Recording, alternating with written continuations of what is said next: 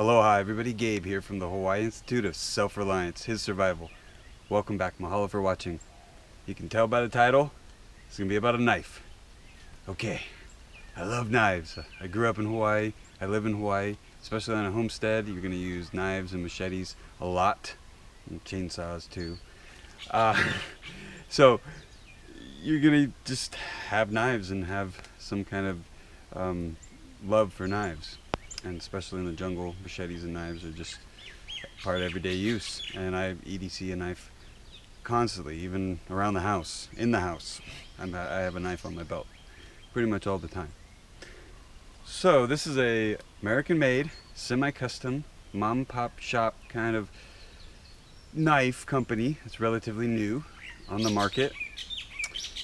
And I've done a review of this knife before, and I will provide links to where you can check out the website of this company and the review I've done of this knife.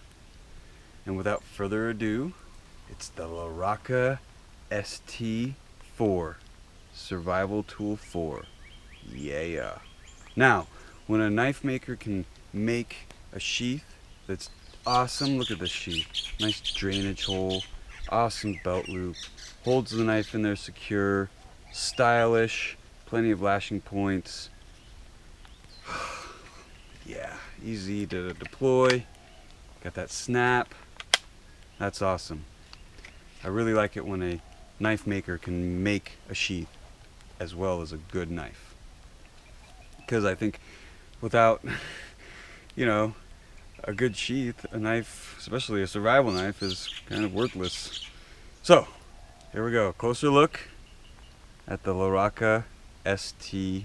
4-inch blade, nice coffee bean, burlap handle, red liner, full tang, exposed pommel, high saber grind, CPM 154, stainless steel, convex edge. Oh yeah, nice choil right here, comfortable in hand. I have medium-sized gloves. It's .170 thickness in the inches. And it's got a lanyard hole right there, red liners, bow drill divot. Yes, and like I said, these are semi-custom, so you got this pattern, this blade shape and pattern, and you can get different handle materials, and you can get different hardware if you want stainless steel, or you want hollow pins, all sorts of different options. That's why I say semi-custom. You can get a bow drill divot if you want. All sorts of stuff, and you can get different sheaths. You can get a Kydex sheath, a leather sheath. So Paul is a mechanical engineer, and he started making knives out of his garage a couple years ago, and he's definitely doing it right. Like I said, I've done a review of this knife, and it's raining right now, so you can kind of see. And the stainless steel, I'm not worried about it, even in the jungle. And I like my smaller blades, like a 4-inch blade or a 3-inch blade, to be stainless steel. And then my larger, like machetes or larger knives, I like to have them carbon steel. Or a high carbon steel. I just find that, of course, stainless steel isn't impact resistant as much as a high carbon steel, like let's say a 5160, where it can flex and bend, and you want that in a larger knife.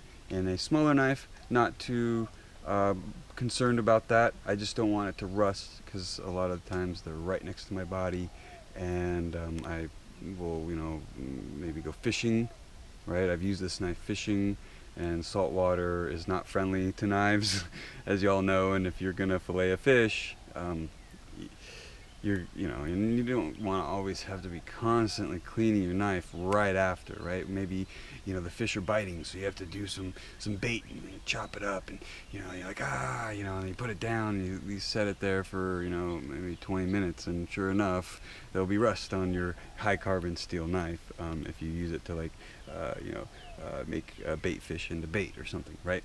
So I like these high carbon steel knives for your chopper and your machete. And stainless steel, this is in CPM 154, which I really like. I really like this stainless steel. Super steel, or kind of a super steel. It's a older super steel. Really nice. I like it, or whatever. I'm not an expert in steels, but I like talking to Paul because he's a mechanical engineer, so he knows a lot about steels, and I've had quite a few conversations with him, and he's educated me a lot on knives. And I have made knives before. In California, I had purchased some like an anvil, and I made myself a forge, and I got some grinders, and was making knives, and I sold them to some devil dogs, Marines, because there was a Marine base, of course, California, nearby, Marine and Navy. And they were, and I sold to my friends, like backpackers, and to some of my family.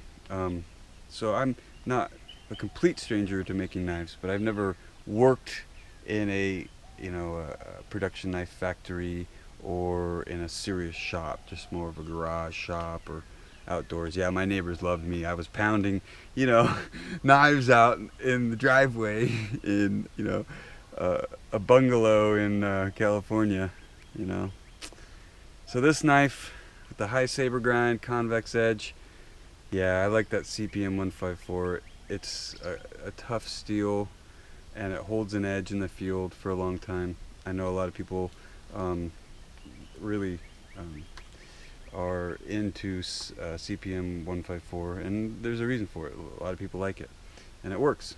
It works great, especially in Hawaii in the jungle, and by the ocean. So I definitely dig the handle. Very comfortable. You can get right up there on the choil, and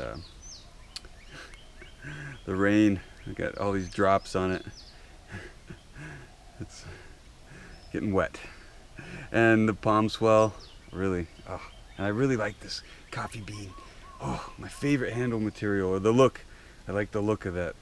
This is the first coffee bean handle that I've had. And in my review, I did a first impression review of this, and I'll provide a link to that in the description box, and I'll give more detailed on the use of this knife and stuff. I just wanted to say how much I love this knife. I love this knife. Yes, Paul, you freaking hit it out of the park with this. This is awesome. So I'm going to wrap this video up right here. It's starting to rain a little bit more. And just wanted to say, Paul LaRocca, check him out. I will provide links to some of the YouTube videos of his knives, and I'll provide a link to where you can go and purchase his knives. These are very reasonable. I believe they're around $140, $150, depending on what kind of steel and handle material you want. And he can do custom knives. If you have a drawing or something that you want a knife made, he's very reasonable, and depending on what his schedule is, he can get it done in a quick amount of time, and fairly quick amount of time. I'm not saying he's I don't want to I don't know how his schedule looks. His books might be already booked, because that happens with knife makers. So his website has quite a few traditional and more modern designs, and you can get them, like I said, in various handle material and different steels.